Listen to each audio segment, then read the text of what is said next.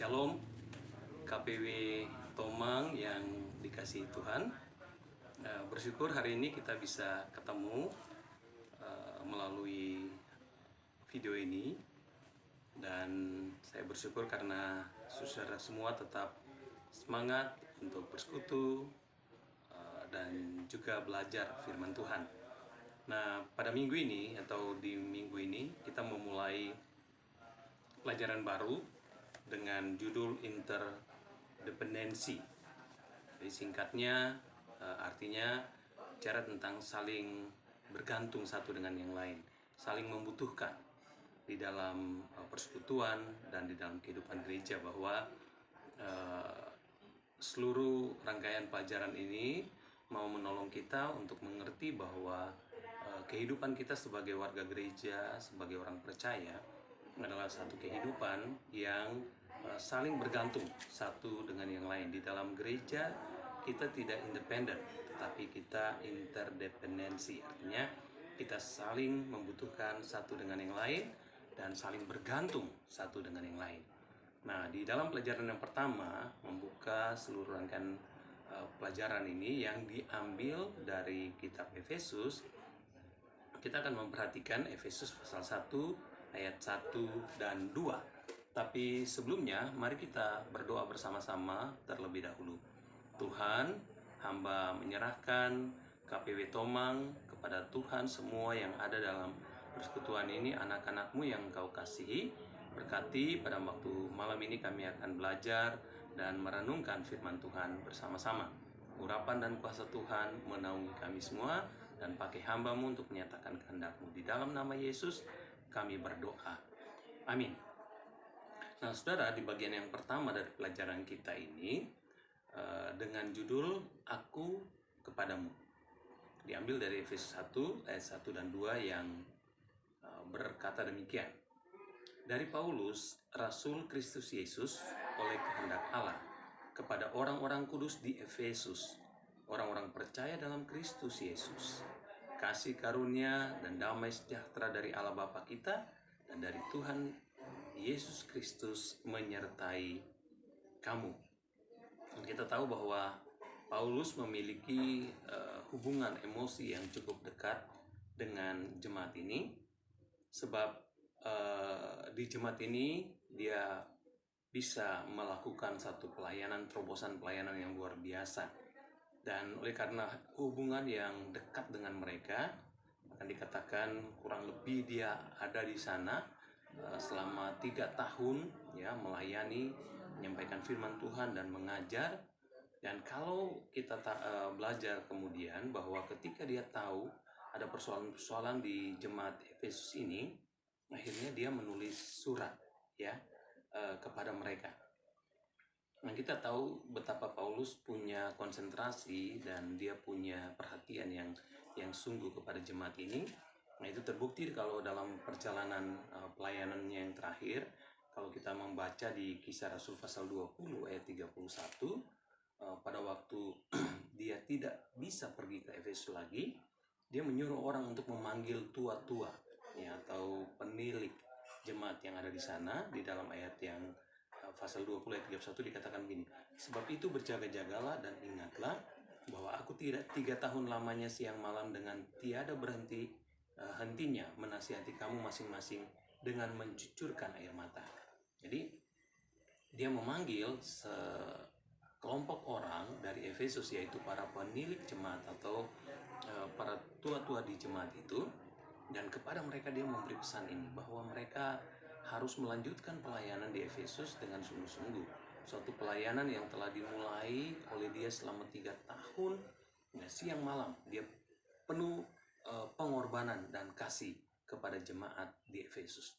Dan karena itu ketika dia mendengar ada pergumulan-pergumulan di dalam jemaat di Efesus, atau juga dia ingin menyampaikan dan menyapa jemaat di Efesus ini, dia menulis surat Efesus kepada mereka yang kita kenal sekarang.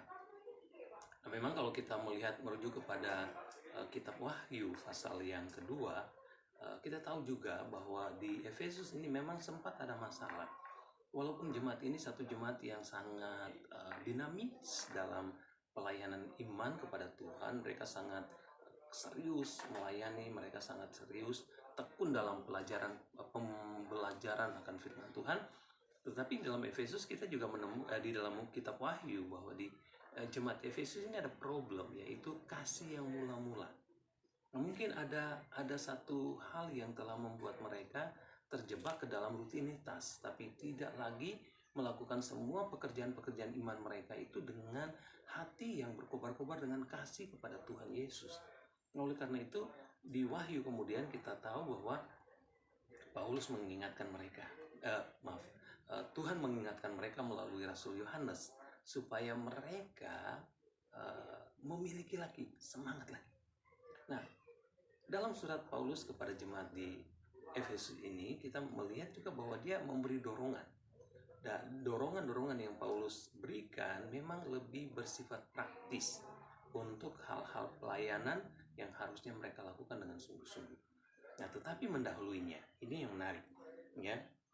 Dalam bagian awal kita membaca bahwa Paulus menyapa mereka dengan mengawali, menegaskan tentang kewibawaan atau bicara tentang siapa dirinya dalam hubungan dengan mereka dan dalam hubungan dengan Allah.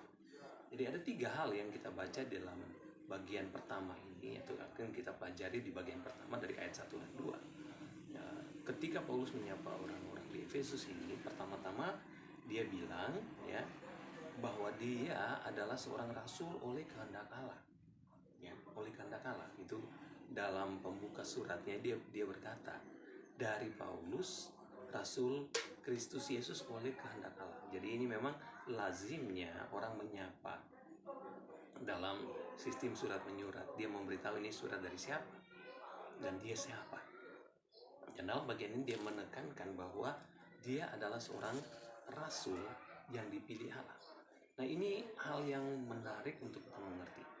Paulus berkata bahwa dia seorang rasul yang bukan seorang yang mengangkat dirinya menjadi rasul, atau seorang yang ditetapkan oleh konsili atau ditetapkan oleh pertemuan, ya kalau mungkin kita sekarang ini di rapat majelis lalu mengangkat dia. Oh tidak, dia punya keyakinan yang sangat luas, sangat kuat bahwa panggilannya sebagai seorang rasul adalah penetapan Allah bagi dia. Dan memang kita tahu bahwa latar belakang Paulus ini memang bukan bagian dari murid Yesus. Dia bahkan penentang. Ya, kita tahu di Kisah Rasul ya, dia bahkan menyetujui pembunuhan terhadap diakon pertama maksudnya seorang diakon di antara 7 diakon pertama di gereja mula-mula, yaitu Stefanus. Dia ada di sana. Dan kemudian dalam pasal berikutnya di Kisah Rasul itu sampai dengan pasal 9 kemudian kita tahu bahwa Paulus dalam semangatnya untuk menghancurkan pengikut jalan Tuhan, yaitu murid-murid Yesus dan orang-orang percaya pada Yesus, dia pergi ke Damsyik. Dan disitulah di pintu gerbang Damsyik dikatakan bahwa dia berjumpa dengan Tuhan melalui penglihatan yang sangat ajaib, di mana Tuhan menyinari dia dengan cahaya yang membuat dia buta selama 3 hari. Dan dari situ Tuhan kemudian memakai Ananias dan meyakinkan dia bahwa dia akan dipakai untuk menjadi seorang rasul. Ketika kemudian dia disembuhkan oleh Ananias. Nah, dari peristiwa itu kita tahu bahwa Tuhan juga berdialog kepada baik dengan Paulus maupun juga dengan Ananias yang datang untuk menyembuhkan dia, bahwa Rasul Paulus ini adalah seorang yang Tuhan telah tetapkan dan pilih untuk menjadi seorang rasul. Dan dari situ kita tahu bahwa terjadi perubahan total dalam hidupnya, dari seorang pembenci Kristus, dari seorang penganiaya umat Allah, dia menjadi seorang rasul dan pemberita Injil yang sangat luar biasa, bahkan menjadi seorang di antara rasul-rasul yang dipakai oleh Tuhan untuk menuliskan banyak sekali surat yang kemudian diterima oleh gereja yang mula-mula sebagai bagian dari sabda Allah bagi kita. Nah, di waktu sekarang kita tahu bahwa ada banyak, bahkan pernah di abad-abad ke-20 menurut Pak Yosia itu ada gerakan di mana orang membuat pelatihan, seminar, bahkan kemudian orang-orang yang telah mengikuti seminar itu diberikan ya, gelar rasul. Nah, banyak orang menginginkan gelar itu. Di abad-abad pertama juga pada sejarah gereja ada orang yang bahkan mau membeli karunia itu atau panggilan itu. Tapi menjadi seorang rasul, ya mungkin dalam konteks sekarang, menjadi seorang pelayan Tuhan, seorang pendeta adalah suatu panggilan, seorang hamba Tuhan. Bahkan menjadi seorang percaya kepada Yesus juga itu adalah suatu panggilan. Tuhan yang menghendaki, Tuhan yang akan bekerja melalui prosesnya Tuhan untuk memilih dan meyakinkan kita untuk mengikuti Dia dan melayani Dia. Itu sebabnya saudara, kalau kita menjadi orang Kristen, kita bersyukur. Itu berarti kita menjadi orang-orang yang dipanggil secara istimewa. Apapun peran kita dalam pelayanan di gereja bukan hal yang utama, tetapi yang penting bahwa kita adalah orang-orang yang dipanggil oleh Tuhan untuk menjadi miliknya, orang yang dipanggil oleh Tuhan untuk melayani Dia. Ini satu hal yang kita harus syukuri sebagai orang-orang percaya.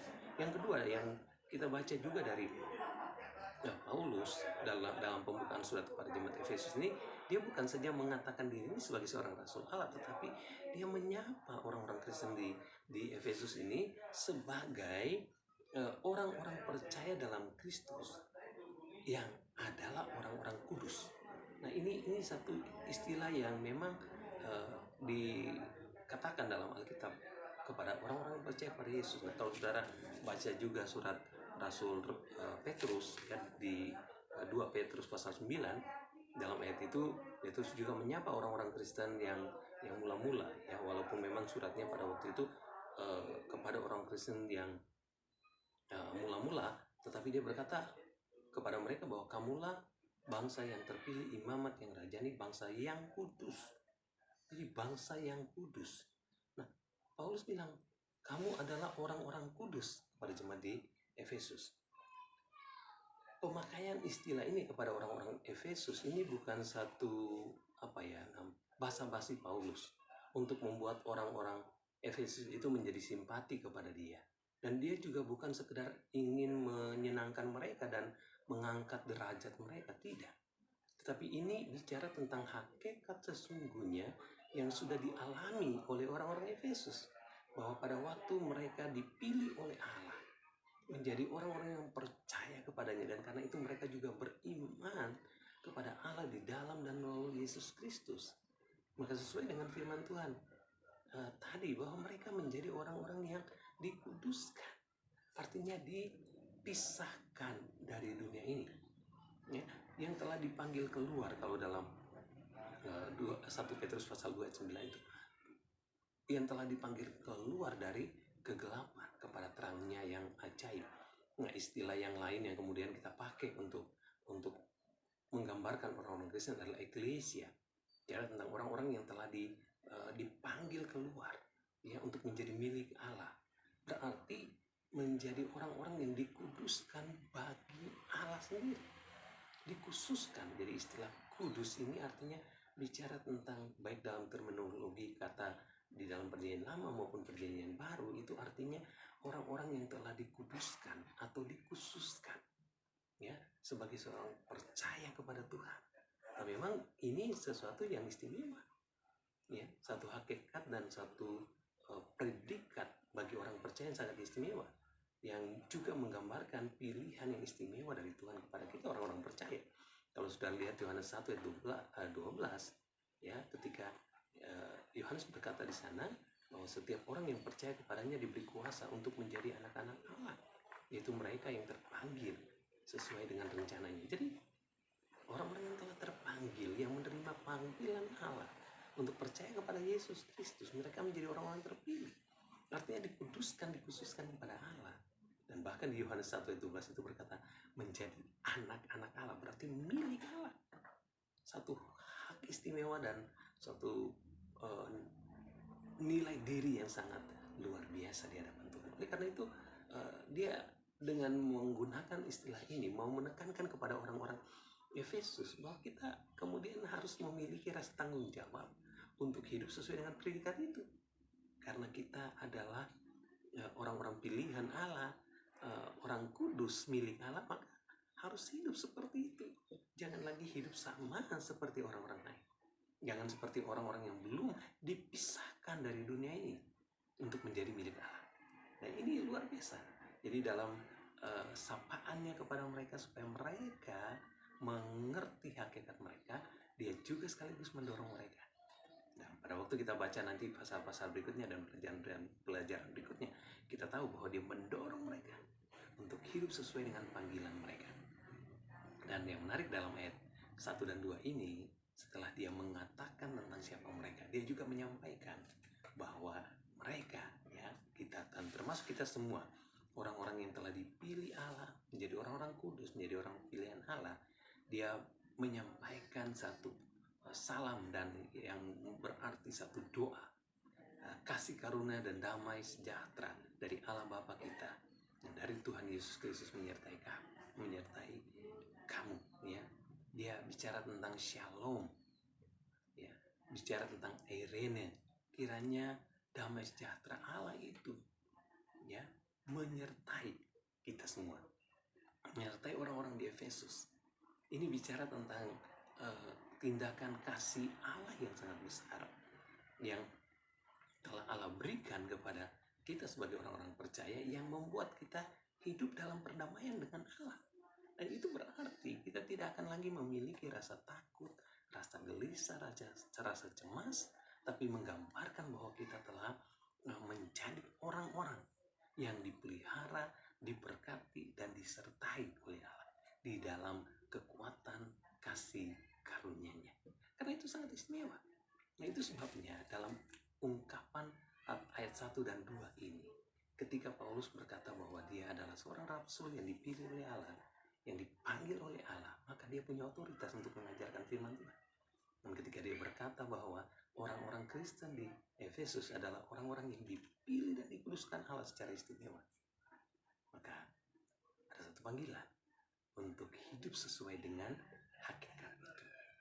Dan ketika dia berkata bahwa kita telah hidup di dalam damai sejahtera Allah, dan damai sejahtera itu kiranya terus menyertai kita, maka kita bersyukur karena bukan saja kita dipanggil, bukan saja kita dipilih secara istimewa dan diselamatkan di dalam Kristus, tapi kita disertai dengan damai sejahtera Allah yang terus ada hari demi hari, ya, bersifat present, ada terus. Hari ini ada damai sejahtera Allah itu bagi kita, dan besok ada, lusa ada, menggambarkan satu kasih dan kebaikan Allah yang sudah sempurna. Nah, kalau dibaca di dalam kitab Roma pasal 5 ayat 1, itu Paulus juga berkata di sana bahwa kita sudah hidup di dalam damai sejahtera dengan Allah. Kita bersyukur karena itu. Karena itu mari ketika Bapak Ibu mempelajari firman Tuhan dalam bagian ini, bersyukurlah karena Bapak Ibu adalah orang-orang yang istimewa.